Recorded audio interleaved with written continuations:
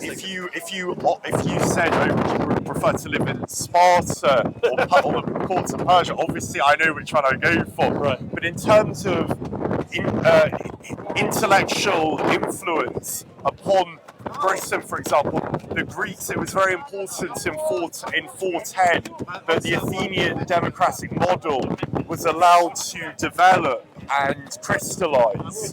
Test the claim. You got two things. Sorry. Yes. Sorry. Where were we? We were talking about the flow of ideas.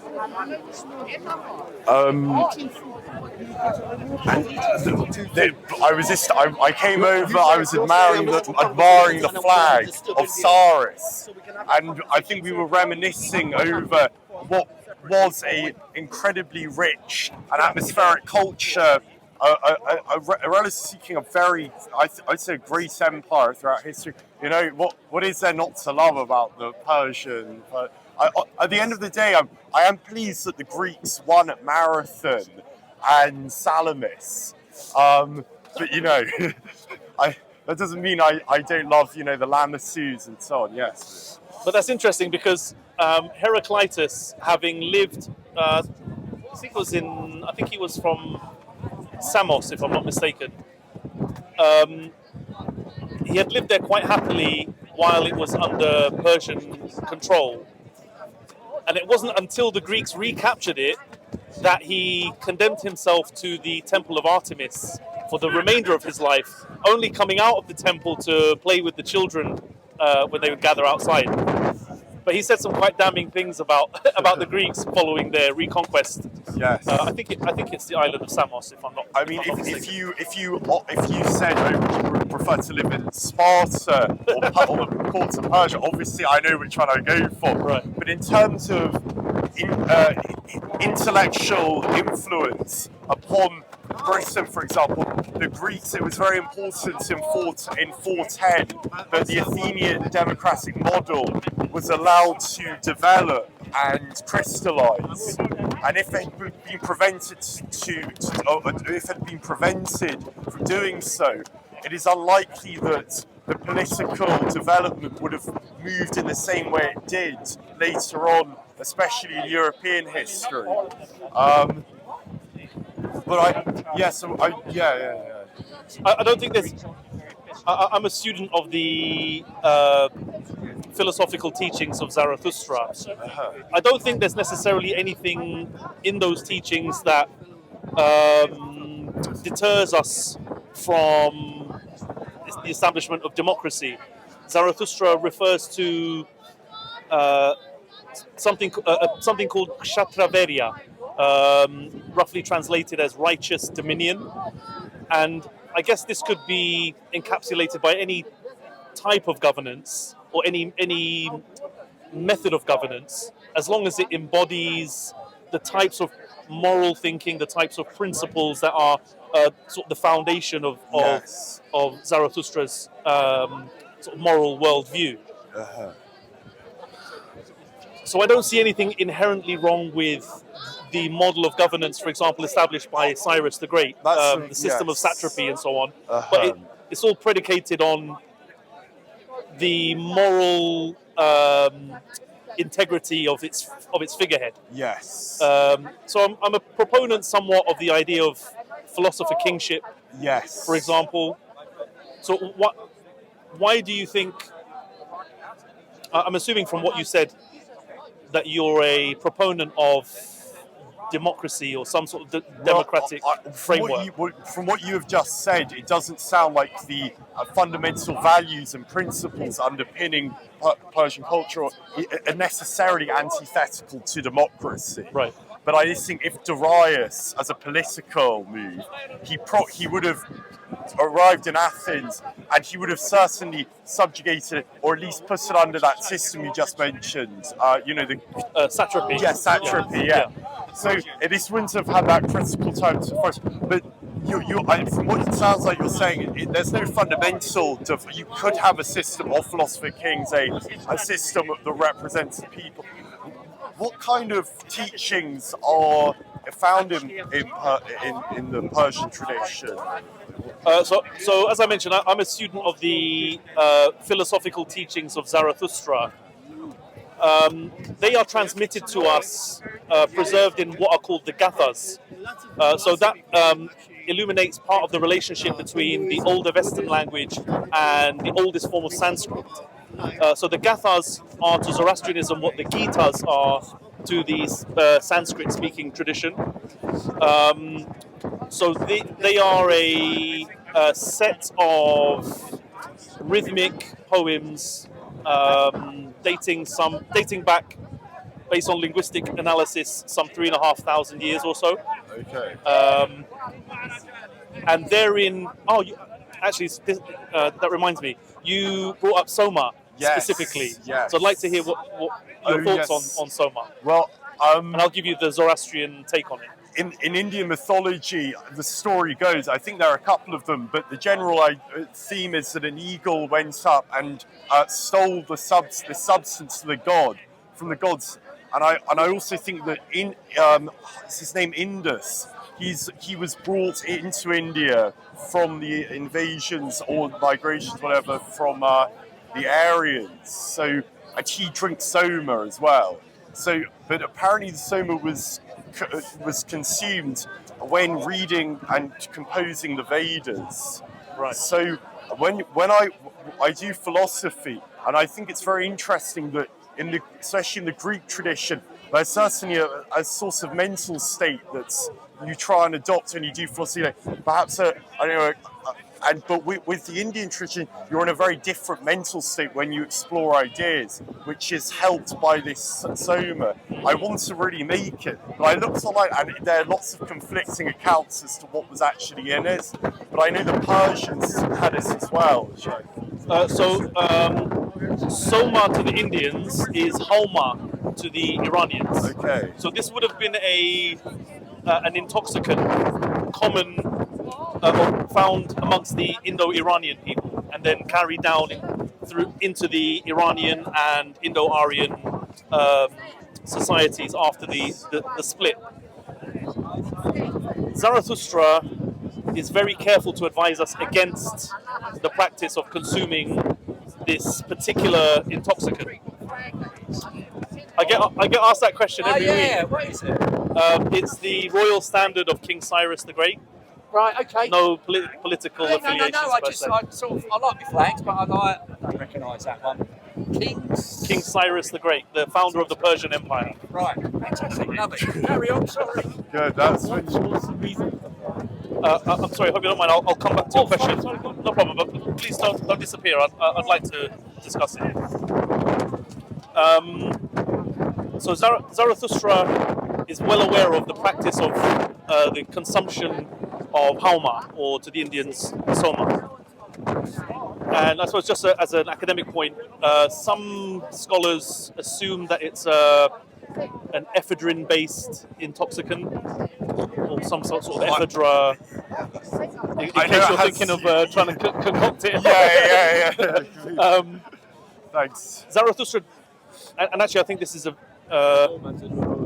I'm going to finish this conversation. We're having a brilliant one about I'll be as quick as I can. I'm very well. Nice to see you. He's very careful to draw attention to it without naming it explicitly. I think it's almost a work of the genius of his authorship. The Gathas are like mantras. They are meant to be chanted and to be repeated over and over. The word Halma is not explicit in the verses. However, when they are repeated over and over, the end of one sentence will link to the beginning of another sentence, and then the word will emerge in the chanting. It's incredible. Where can I find that? The exact song, the exact reference doesn't come to mind, but there's only a limited number of gathas. So the gathas of Zarathustra. Gathas of Yeah, I'll recommend a translation. Thank you very much. There's also a word-for-word translation, although you miss a huge amount in terms of the esoteric and figurative language, but it's also a useful resource. Translation. Yeah. Every time. But you know there's also that other other intellectual movements in Persia that advocated for a total equality. That was slightly later, I think. Oh yeah, it was much later. Yes, it was in the Common Era. Yes. I think what you're referring to is Mazdakism. I think yes. Yeah. So exactly. this was headed by a religious figure by the name of Mazdak, and his name itself is a reference to the god of Zarathustra, Ahura Mazda, Lord Wisdom. However, he advocated for, you could almost call it a proto-communist movement. Yes. Yeah. But to such an extent, first of all, it was successful to such an extent that it was tantamount to the state religion for 30 to 40 years. Not only that, they also advocated free love. So the idea that a man could secure a woman for himself was frowned upon. Some of this is polemics from their opponents. I think the Romans were making these claims about the Mazdakite Persians. On a critical manner, but obviously for more current moral sentiments, this sounds quite attractive. Right. So there was this idea that a man's wife was not just that man's wife, so to speak. Right. The idea of free love, the idea of the redistribution of wealth, and so on, was something that was included in the foundational tenets of this ideology. Ultimately, it was anchored in. I suppose you could loosely consider it a Zoroastrian heresy of sorts. Yeah. And then, of course, you have Manichaeism as well. Yeah.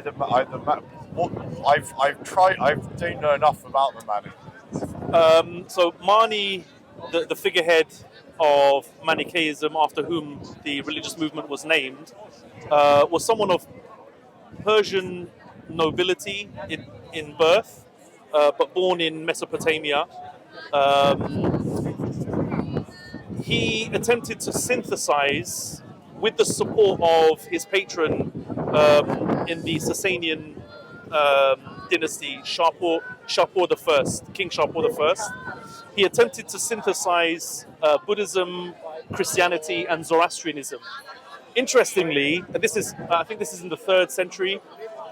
He's someone who described himself as the seal of the prophets, and he described the angel Gabriel as being his divine twin, and he considered himself the second coming of Jesus. I see. And like I say, he tried to reconcile Christianity, Buddhism, and Zoroastrianism. And I think part of why he found a patron in the Sasanian king was because it seemed to be the age of creation of universal churches. So obviously you had the Roman iteration, and I think what the Persian king was trying to do was to support or patronize an institutional religious structure. He was trying to merge religion with the state and create a universal religion. And I think it's always interesting that Islam emerged at the time a organized and established religion had been created in the Eastern Roman Empire and in Persia as well. And when you look at Sharia law, it's obviously a foundation for building a nation. It's a blueprint, taxes, laws, and so on. So I suppose that was like the end conclusion. The religion wouldn't be separate from the state. It was one homogeneous thing. Yeah. But that was obviously inspired by the Persians. Mani met his end, quite a gory end. And there are reports that he was flayed publicly. But he found his end he met his end because of a severe Zoroastrian response to the popularity of his movement. So there is probably the most well-known of the Zoroastrian clerics of the Common Era, person by the name of Kertir. And actually he was of such influence that his face is even included in royal inscriptions or like wall carvings beside the king. But he was an incredibly bloodthirsty character, and it's people like him who persecuted Manichaeans as well as Mazdakites. Going back to the Mazdakites, they were persecuted to such an extent. A number is given for the number of influential Mazdakites who were executed as a result of the popularity of that movement, and the number is given as 100,000. So if you think about there being 100,000 influential Mazdakites, one only needs to extrapolate that to not only to what 100,000 people would mean today, but those are just the influential Mazdakites. Imagine just how many lay people that would have equated to. It's interesting, there are different restorations, and actually the religion can be made compatible, as you see, with Buddhism and Christianity. So this attempt to clamp down on other belief systems was obviously an attempt by the church to assert itself and become a dominant and institution like Christianity in the Western Roman Empire. And actually the emergence of Mazdakism and Manichaeism are not far removed from the establishment of the Church of the East in Iran. I'm not sure under which king that was established. It may be one of the Shahpurs. I think I've read some of there were Christian attempts to establish churches, and there were periods where they did this successfully, and then there were other periods where the church was. What's the name of priests in the Zoroastrian? There are a couple of different names. One is Mobed. Mobed, yeah.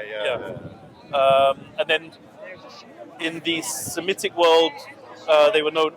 Well, for example, in the Book of Matthew, in the Greek, they're referred to as the Magus, where we get the word Magi from, and then it's from Magi or from the root word for Magi that we get magic and a number of other associated words. But it's interesting because these religious figures from the East were often viewed with a certain degree of suspicion, which is partly, I think, why they were referred to as magicians, and also why the word Manichaean came to be associated with mania, or perhaps not thinking straight or according to conventional norms. And the Soma would really, lend evidence to that kind of interpretation. I think it was mysterious, I suppose. I don't know, when you read Indian philosophy, it's quite interesting because normally in the West there's this, and this is a largely failed division between the study of knowledge and the study of ontology, epistemology. But with Indian philosophy, they do not see these as separate disciplines. Instead, it's presented as one profoundly interweaved system. And they're different schools, and they all have different approaches. But that tends to be, there's not the same kind of distinctions. So it creates I suppose it creates a more,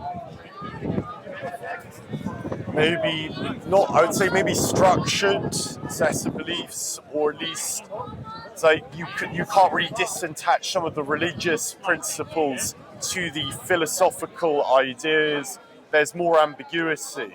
So when you look at them and they appear to be a bit more mystic, because the ideas all interweave them with one another, I'd say. But I think that also leans into the idea that the priests or the priestly class were also the teachers. They were also the healers. Yes. They were also the interpreters of signs and dreams, and they were advisors to the court and so on. So I think the interweaving of all of these ideas was expressed in this way, and I think it's a much more modern concept that these disciplines are separate, entirely kind of separate entities.